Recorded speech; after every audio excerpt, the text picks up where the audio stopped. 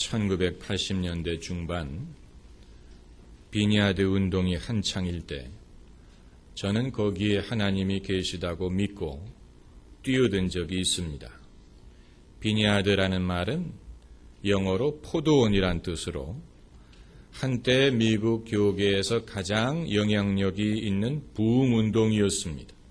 특별히 찬양과 경배, 성령의 은사, 치유, 병고침, 이러한 사역에 대한 영향력이 지대했습니다. 그래서 미국뿐만이 아니고 유럽, 남아프리카, 또 아시아의 여러 목회자들이 비니아드 운동을 방문해서 성령을 체험하고 또 영적인 쇄신을 경험했습니다. 그러나 존 윈버 목사는 그 와중에 병을 얻어서 세상을 떠났고 그가 세상을 떠나기 전에 한 가지를 후회했는데 그것은 이 부흥운동이 영혼 구원과 전도와 선교 사역으로 이어지기를 기대했는데 그렇게 되지 못했다는 것이었습니다. 그리고 그가 세상을 떠나면서 비니아드 운동도 흐지부지되고 말았습니다. 원래 그 운동을 시작했을 때는 그것이 영혼 구원 또 전도 사역과 밀접한 관계가 있었습니다. 윈버 목사가 처음 출판한 책의 이름이 Power Evangelism, 능력 전도였던 것을 보면 잘 알 수 있습니다. 그는 성령의 은사, 예컨대 병고침, 지식의 말씀, 지혜의 말씀, 예언, 그리고 성령의 권능, 귀신을 내쫓고 또 사람의 병을 고치고 사람들이 성령을 경험할 수 있도록 도와주는 이런 사역이 복음을 전하는 일에 접목될 수 있다고 가르쳤습니다. 그것이 원래 하나님이 성령의 은사를 주시는 목적이었고 그것이 성경적인 모델이라는 사실을 주목했습니다. 그 대표적인 성경적인 예가 예수님이 사마리아 우물가에서 한 번도 만나본 적이 없는 여자와 대화하시면서 그 여자의 숨겨진 사연을 꺼집어낸 사실입니다. 그것은 성령의 은사를 예수님이 사용하신 것입니다. 그렇게 했을 때 그 여성이 예수님의 말씀을 받아들일 마음의 준비가 되고 처음 만난 사람이 회심할 수 있는 길이 열렸던 것입니다. 실제로 능력 전도라는 책을 읽어보면 존 윈버 목사도 처음 만난 사람들에게 성령의 은사로 그들의 비밀을 드러내고 그들이 그 자리에서 회심할 수 있었던 많은 사례를 소개하고 있는 것을 볼 수 있습니다. 그러나 처음 의도했던 것과는 달리 사람들이 점점 다른 이유로 비니아드 운동을 찾아오기 시작했습니다. 그들은 신비주의적인 경험을 찾는 사람들이었습니다. 어느 집회를 가면 어떤 은사를 받는데더라. 아무개는 거기에 가서 어떤 체험을 했대더라. 누구는 어떤 은사를 받았대더라.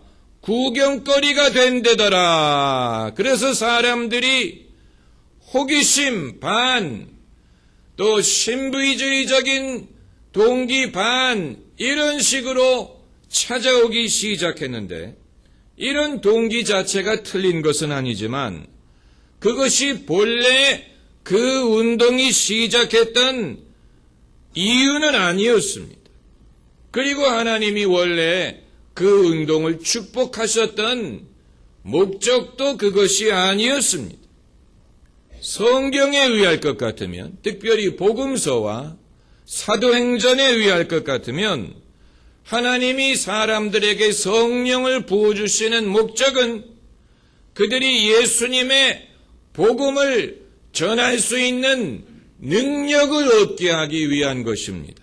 누가복음을 보면 너희가 위로부터 능력에 입히울 때까지 예루살렘에서 기다리라고 말씀하셨고, 마가복음을 보면 믿는 자들에게는 이러한 표적이 따르리라고 말씀하셨고, 사도행전을 보면 오직 성령이 너희에게 임하시면 너희가 권능을 받고 You will receive authority.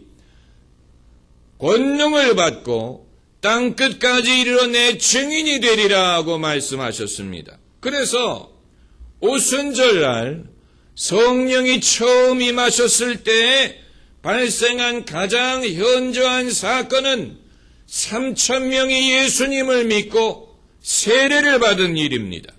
성령을 하나님이 부어주시는 일은 사람들에게 복음을 전하고 그들의 영혼을 구원하는 것과 밀접한 연관이 있다는 것을 보여주는 것입니다.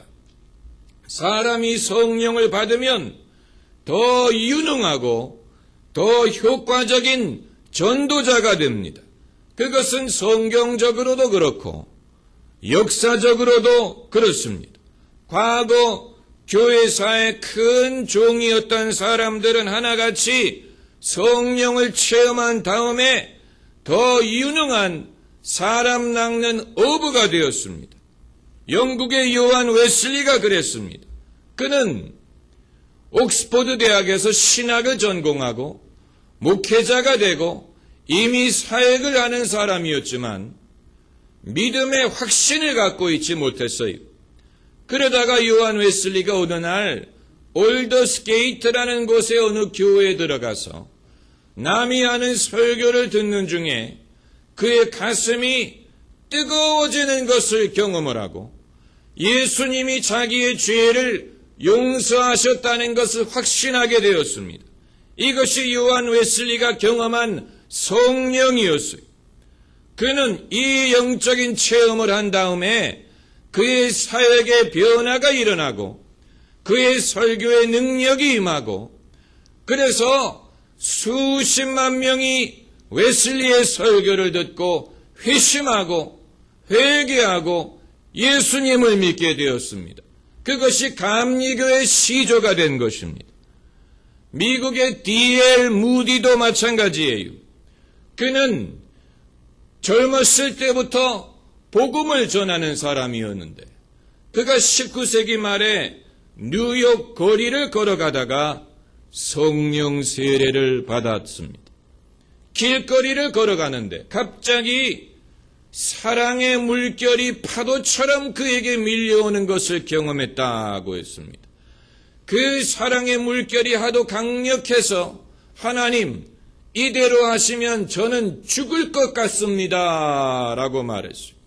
그 사랑의 물결이 D.L. 무디 속에 있는 모순과 부조리를 불태워버리는 것을 경험했다고 했습니다.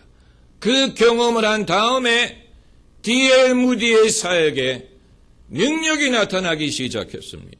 본인도 그걸 느낄 수 있었고 교인들도 그것을 느낄 수 있었어요. 그래서 D.L. 무디는 19세기에 최고의 부흥사가 될 수가 있었던 것입니다. 교회사적으로 볼 때 성령 체험이 영혼 구원 사역과 접목될 때 열매가 좋았습니다.